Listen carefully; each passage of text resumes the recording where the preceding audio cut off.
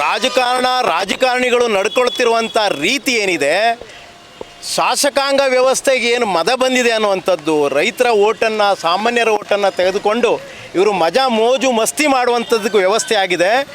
ಏನು ಶಾಸಕಾಂಗ ವ್ಯವಸ್ಥೆ, ಮಾನ್ಯ ಮುಖ್ಯಮಂತ್ರಿಯವರು ನಿನ್ನೆ ನಡ್ಕೊಂಡಂಥ ರೀತಿ ಅದು ಅಸಂವಿಧಾನಾತ್ಮಕ ಮತ್ತು ಅಮಾನವೀಯವಾಗಿರುವಂಥ ವ್ಯವಸ್ಥೆಯನ್ನು ನಿನ್ನೆಗೆ ಅವರು ತೋರಿಸ್ಕೊಟ್ಟಿದ್ದಾರೆ. ಮದ ಬಂದರೆ ಏನಾಗ್ತದೆ ಅನ್ನುವಂಥದ್ದನ್ನು ನಿನ್ನೆ ಅವರ ವರ್ತನೆಯಿಂದ ಅಥವಾ ಜಾತಿ ಸಮೀಕ್ಷೆ ಮಾಡುವಂಥ ರೀತಿ ಹಿಂದೆ ಮಾಡುವಂಥದ್ದು ಇದೆಲ್ಲವನ್ನು ಅವಲೋಕನ ಮಾಡಿದಾಗ ಈ ಕರ್ನಾಟಕ ಸರ್ಕಾರ ಇರ್ಬೋದು ಮತ್ತು ಬಾಕಿ ಸರ್ಕಾರ ಇರ್ಬೋದು ಭ್ರಷ್ಟ ರಾಜಕಾರಣಿಗಳು ನಡ್ಕೊಳ್ತಾ ಇರುವಂಥದ್ದು.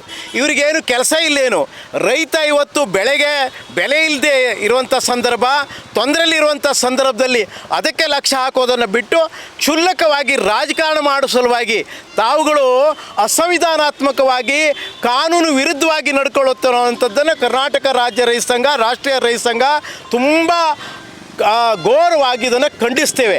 ನಿನ್ನೆ ಕಾರ್ಯಾಂಗ ವ್ಯವಸ್ಥೆಯ ಏನು ಮೇಲೆ ಅವರು ಗದಪ್ರಹಾರ ಮಾಡಿದಂಥದ್ದು ಅವರ ರೀತಿ ನೋಡಿದ್ರೆ ಅವರ ನೀತಿಯನ್ನು ವ್ಯಕ್ತಪಡಿಸ್ತೇವೆ.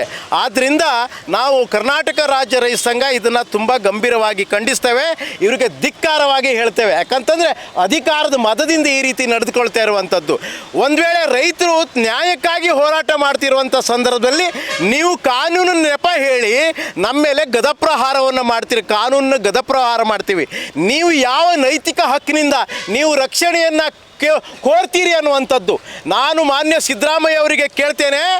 ನೀವು ನಿಜವಾಗಿ ಸಂವಿಧಾನಕ್ಕೆ ಗೌರವ ಮಾಡುವಂಥದ್ದಾದರೆ ನೀವು ಪೊಲೀಸ್ ಪ್ರೊಟೆಕ್ಷನ್ ಹೊರತಾಗಿ ನಿಮ್ಮ ಚಟುವಟಿಕೆಯನ್ನು ಮಾಡಿ. ಇಲ್ಲ ಅಂತಂದರೆ ನೀತಿಗೆಟ್ಟ ಭ್ರಷ್ಟ ದೇಶದ್ರೋಹಿ ಮುಖ್ಯಮಂತ್ರಿ ಅಂತ ಹೇಳಬೇಕಾಗ್ತದೆ. ನೀವು ಯಾವ ಸಂದರ್ಭದಲ್ಲಿ ಈಗ ದೇಶದ ವಿರುದ್ಧವಾಗಿ ನೀವು ನಿಮ್ಮ ಹೇಳಿಕೆಯನ್ನು ನೀಡ್ತೀರಿ?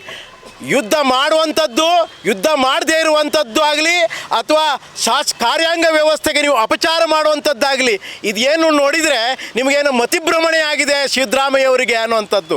ಆದ್ದರಿಂದ ಕಾಂಗ್ರೆಸ್ ಸರ್ಕಾರದಲ್ಲಿ ತುಂಬ ಮಂದಿ ಮುಖ್ಯಮಂತ್ರಿಯ ಆಸ್ಪಿರೆಂಟ್ಸ್ ಇದ್ದಾರೆ. ನೀವು ಬಿಡಿ, ನಿಮಗೆ ನಿಜವಾಗಿ ಹಿಂದಿನ ಮುಖ್ಯಮಂತ್ರಿ ಹಿಂದಿನ ಸಿದ್ದರಾಮಯ್ಯ ಅವರಾದರೆ ನೀವು ಏನೋ ಯಾಕಂತಂದ್ರೆ ನಿಮಗೇನೋ ಆರೋಗ್ಯ ಸಮಸ್ಯೆ ಆಗಿರಬೇಕು, ನಿಮಗೇನು ಮತಿಭ್ರಮಣೆ ಆಗಿರಬೇಕು.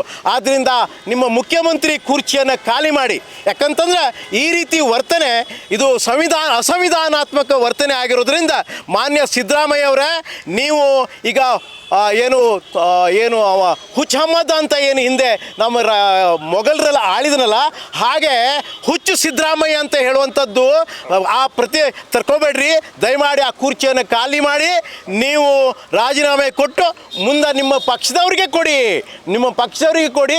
ರೈತರ ಬಗ್ಗೆ ಕಾಳಜಿ ಇರುವಂಥ ವ್ಯವಸ್ಥೆಯ ವ್ಯಕ್ತಿ ಮೇಲೆ ಮುಖ್ಯಮಂತ್ರಿ ಆಗಿರಿ ಅನ್ನುವಂಥದ್ದನ್ನು ಹೇಳ್ತಾ ಇದ್ದೇವೆ. ಆದ್ದರಿಂದ ಇದನ್ನು ಖಂಡಿಸ್ತೇವೆ.